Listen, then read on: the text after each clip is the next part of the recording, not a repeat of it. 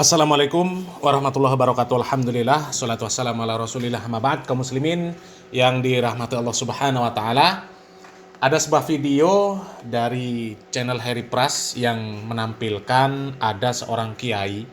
Kiai ini namanya Kiai Syarif Rahmat, kaum muslimin, di mana kiai ini ketika menyikapi tentang viralnya video Miftah yang menggoblok-goblokkan penjual es teh, ya. Sebenarnya di situ kan terlihat jelas Miftah yang salah, kaum muslimin.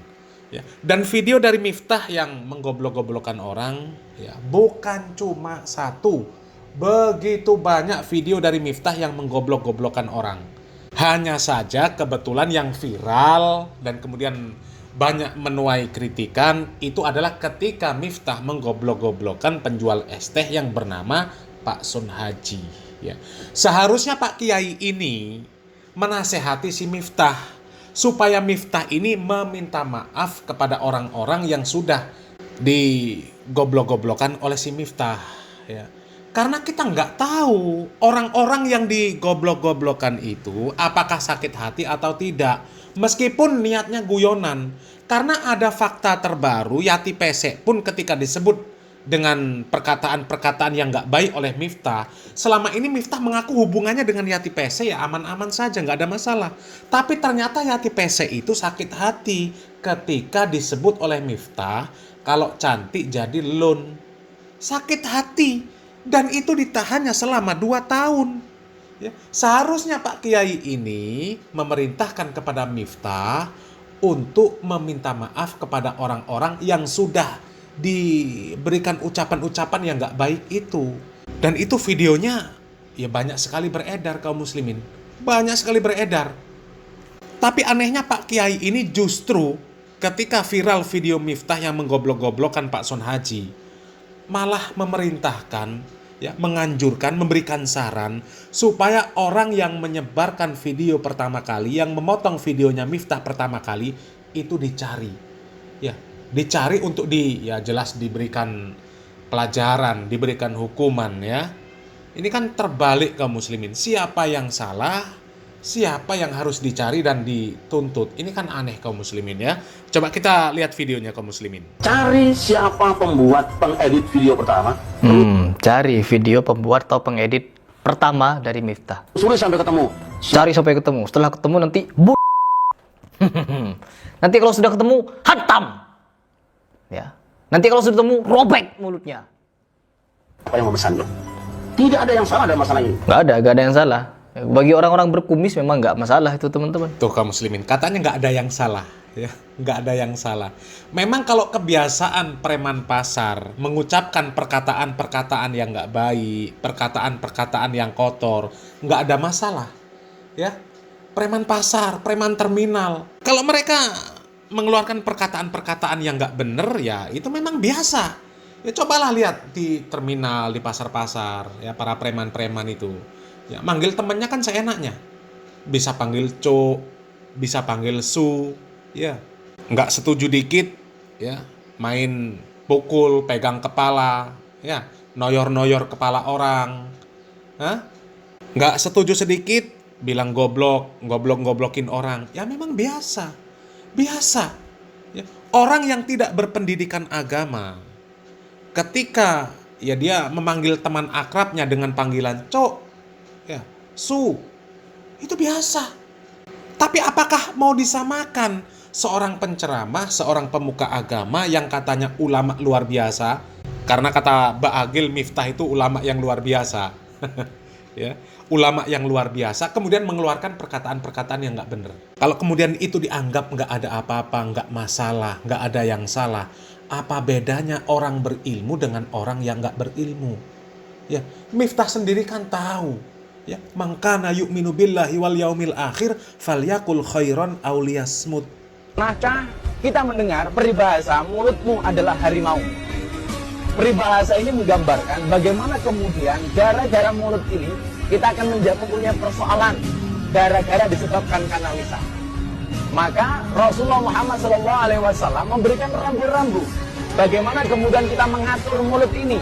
Salah satunya adalah dalam sebuah sabdanya Rasulullah Muhammad SAW bersabda, "Man kana yu'minu billahi wal yaumil akhir fayakul khairan aw liyasmut.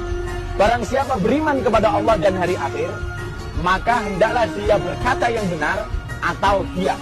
Tuh ya, Miftah sendiri tahu kalau orang yang beriman kepada Allah dan hari akhir, seharusnya dia itu mengucapkan perkataan yang baik atau lebih baik diam.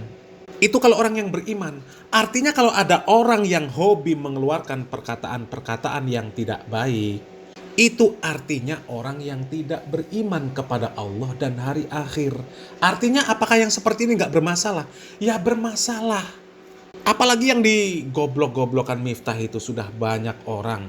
Bahkan sampai Yati Pesek pun disebut dengan sebutan yang nggak bener.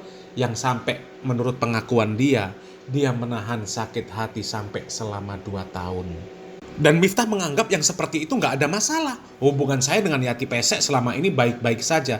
Tapi dalam hati Yati Pesek menyimpan rasa sakit hati. 2 tahun loh Pak Rahmat, Pak Syarif. Ya. Coba kita lanjut lagi videonya kaum muslimin. Di situ tukang minuman sudah biasa, dia juga ikut. Ya, tukang sudah biasa, dicaci maki, dihina udah biasa teman-teman. Jadi kan biasa katanya, kata kiai yang ada di samping Miftah itu kan biasa sudah. Miftah itu biasa, kata-kata goblok, kata-kata bajingan, lonte, udah biasa teman-teman. Memang udah kebiasaan dengan hal itu ya. Udah terbiasa dengan kata-kata kotor, buruk, busuk, sampah. Udah terbiasa. Untuk tertawa seneng kok. Betul. Semuanya ketawa. Semuanya ketawa, iya. Maka kita harus jujur sekarang. Jujur. Cukup Gus Miftah yang diserang habis-habisan. Nggak cukup Gus Miftah teman-teman. Oleh orang yang satu memang niat dari awalnya. Ya. Yang kedua orang-orang yang tidak pernah berpikir kemudian ikut-ikutan marah. Nah, orang yang nggak pernah berpikir. Emang kalimat-kalimat orang seperti Miftah ini harus dipikirkan.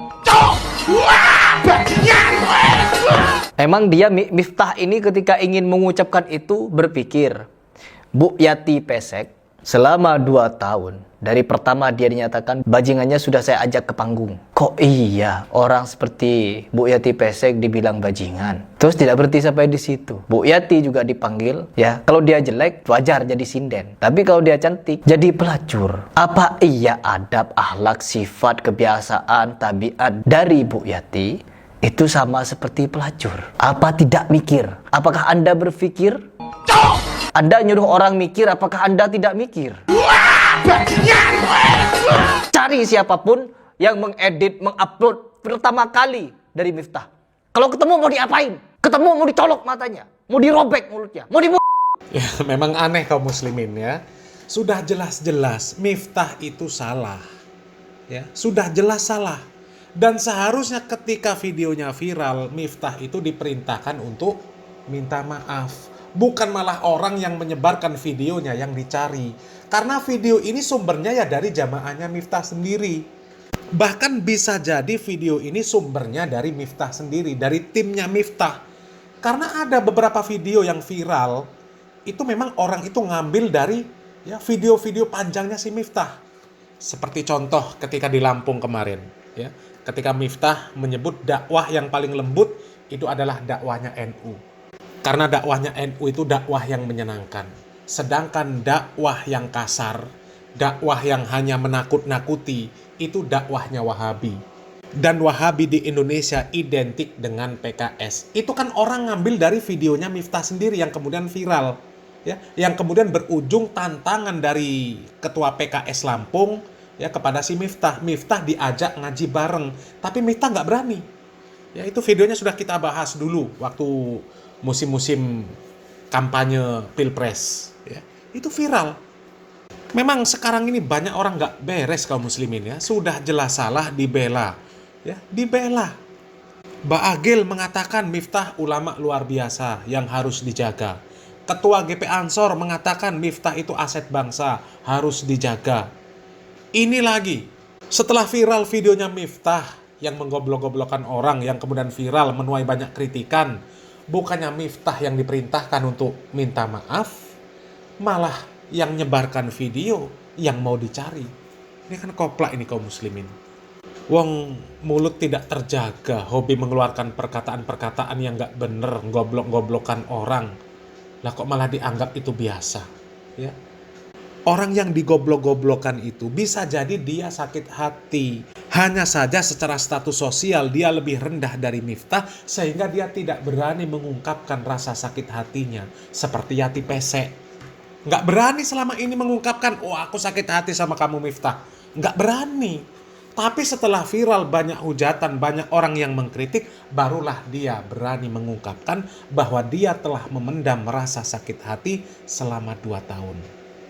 Ya, jadi ini logika yang terbalik kalau justru orang yang menyebarkan video Miftah yang mau dicari. Harusnya Miftah ini yang disuruh untuk minta maaf kepada orang-orang yang sudah disebut goblok oleh si Miftah, yang sudah disebut oleh si Miftah kalau cantik jadi lonte. Ya.